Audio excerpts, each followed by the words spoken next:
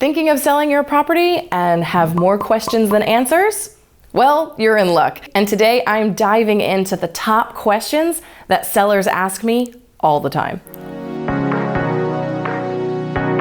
Top seller questions. Let's dive in.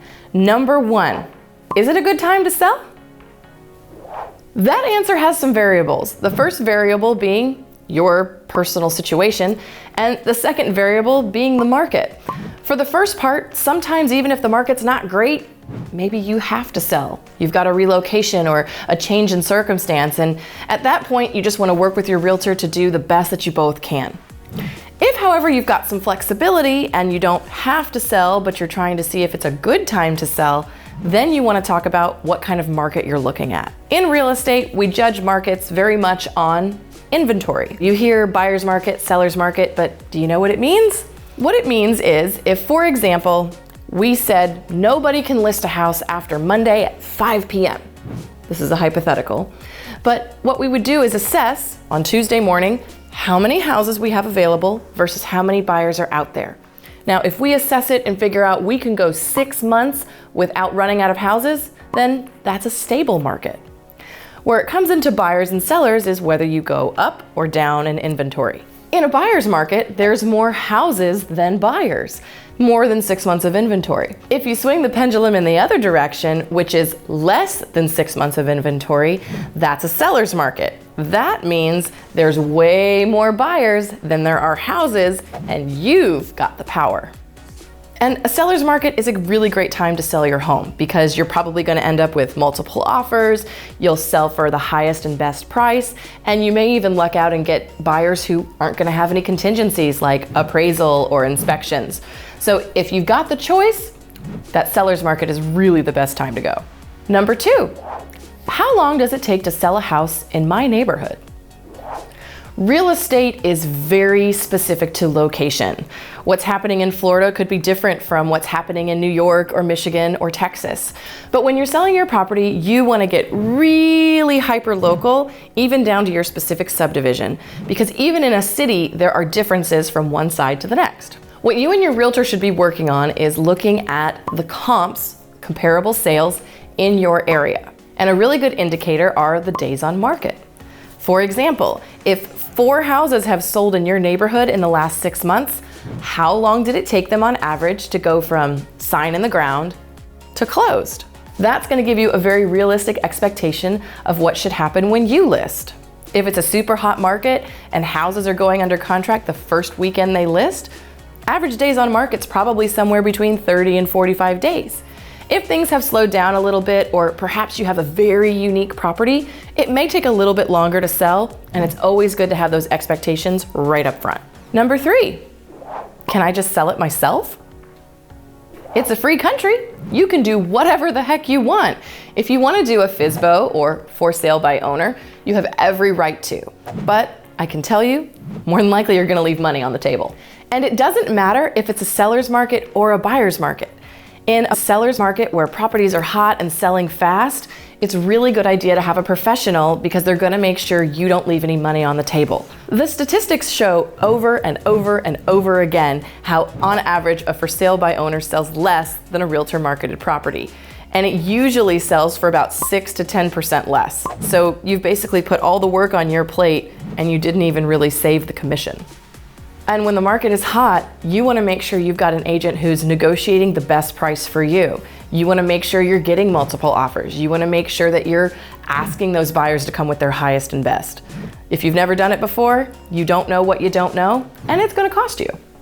In a buyer's market, when there's way more houses than buyers, you absolutely need a realtor to help you. Competition is going to be steep. For every 1 buyer, there could be 5 or 10 houses, so how are you going to make yours stand out? A professional who does this every day is going to have the tips, the tricks, and the strategy to make sure that you can get your house sold. Number 4, how much can I sell my home for? This is where comparables come in very handy. The best case scenario is that your next door neighbor's house is the exact same age, square footage, and design as yours, and it just sold last week. Talk about a great way to determine what the market value of a property is. But that's not always the case. So if you're wondering how much you can sell your home for, lean on your agent because they're going to be able to do the research and they should know the area to give you an idea of a range that your house can sell for. Number 5, what do you charge? The great commission question. It's often a kind of point of contention between agents and sellers, but if you have the right agent, I promise you they are worth every single penny. The amount that is charged varies from region to region and sometimes agent to agent, but you can usually expect that it's going to be a percentage of the sale. Now, if you're dealing in super high luxury where you've got a $50 million house, the percentage may be smaller because the slice of the pie is still going to be worth quite a bit of money. If you live in an area that's not super luxury, multi-million dollar houses, you can usually see somewhere between 6, 7, 8%. Again, that's going to be negotiated between you and your agent, but if you've got the right person, not only are they going to pay for their commission, but they're probably going to net you more in the end and save you a ton of time. Number 6, what is a seller's disclosure? A seller's disclosure is a document that should be provided to you by your agent that asks you to list everything you know about the property. The one in our area is about 4 pages and has several questions with check boxes of yes, no, or don't know. It's incredibly important to be very honest on your seller's disclosure because legally you have the obligation to disclose any known material defects or anything that could affect the value of the property.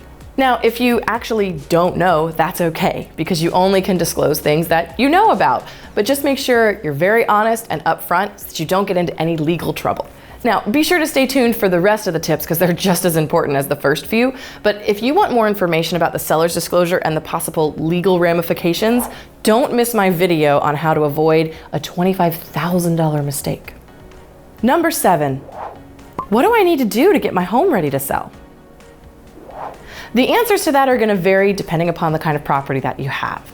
That's where it's really helpful to lean on your agent, but some basic tips would be decluttering, assessing any repairs that need to be done, and gathering up all kinds of documentation and information. Do you have a survey that the buyer could use? Do you have warranty information, manuals, possibly records of upkeep and maintenance that you've done on your house? If there's an HOA, it's a really good time to get the covenants and the rules and regulations because buyers are going to want to see those things. And sometimes it takes a little bit of time to get them. Number 8, do I need to update my house first? Whether or not you choose to do updates on your house is going to depend on how much time you have, how much money you have on hand, and what kind of expectation you have for selling your home. There are the simple ones like landscaping, perhaps changing the hardware on your kitchen cabinets, and then there's the more expensive ones like a bathroom redo or a kitchen remodel. The thing to remember is whatever you put into your house, you're probably not going to get it back. If you spend $15,000 on a bathroom redo, doesn't mean you can add $15,000 onto the listing, but it may mean that you can bring your house up to market, get better offers, get stronger offers, and have a smoother inspection if things are updated. Updates are optional. That's where it helps to talk with your realtor because they're going to know the surrounding area, and if every single house in that neighborhood has been updated, it may be something worth doing. If, however, those houses tend to go as is because buyers want to make their own upgrades, perhaps you can just sell it like it is. Number 9, should I paint? Most likely, yes. Especially if your house is very unique to you. And I mean, do you have a bright purple living room and a yellow kitchen and a dark red bedroom? That is beautiful for you, but a lot of buyers are not going to want to have to deal with a bunch of paint when they move in. I often recommend a more neutral palette if you decide to paint the interior because it makes it easier for buyers to visualize themselves and not just see a bright green wall. For the exterior, a repaint can be a really good thing, especially if it hasn't been done in a long time. Talk to your agent and see what they think because they're going to know your area and they're going to be able to give you the best advice. Number 10, what if I need to buy a house too? If you're selling a property and also planning on buying a property, it's the perfect time to have a conversation with your agent. Are you sensing a theme yet? What you need to determine with your agent is whether you need to sell first so you have cash to buy, or if you can buy the house and then sell the house that you're in. That's going to vary your strategy greatly, so make sure you have an idea of which order you need to do things in. For example, if you're able to buy a house before you sell, it can take off some of the pressure because you get time to find the right house and you don't feel rushed. And then you can move things out and have things staged and cleaned without having to worry about living in it at the same time. If, however, you need to sell the house you're in to be able to buy the next house, it can totally be done. I do it all the time for customers, but you just have to make sure that the timeline is clear. If you are trying to buy a house, a lot of times you'll have to have a contingency that says, hey, sellers of the house I'm buying, I've got to sell my house to buy this one. Sometimes that can be a challenge because sellers feel like it's a bit of a risk, but the best thing is to be able to say, hey, it's already under contract, it's already through inspections, let's go. Again, plan with your realtor. They can talk you through the best strategies, but whichever order you have to do it in can totally be done. Bonus round. Can I still call you after closing? Absolutely, 100% yes. Our relationship is going to continue far beyond the closing table. And that's not just for buying and selling property, that is for me to be your resource in the community. And any agent you have should feel the same way. If you need a plumber, an electrician, perhaps you have a question about landscaping, or just need a good restaurant recommendation. We are the boots on the ground in our community, and we know who you need to talk to. So don't hesitate to stay in touch, because this is only the beginning. I hope today's video has helped you out and given you a little bit more comfort when selling your property. And if you want to see some more videos all about selling property, I have covered a lot of different content, so please be sure to check out my seller series. I'm Lindsey Johnson, your resource for all things real estate. See you next time.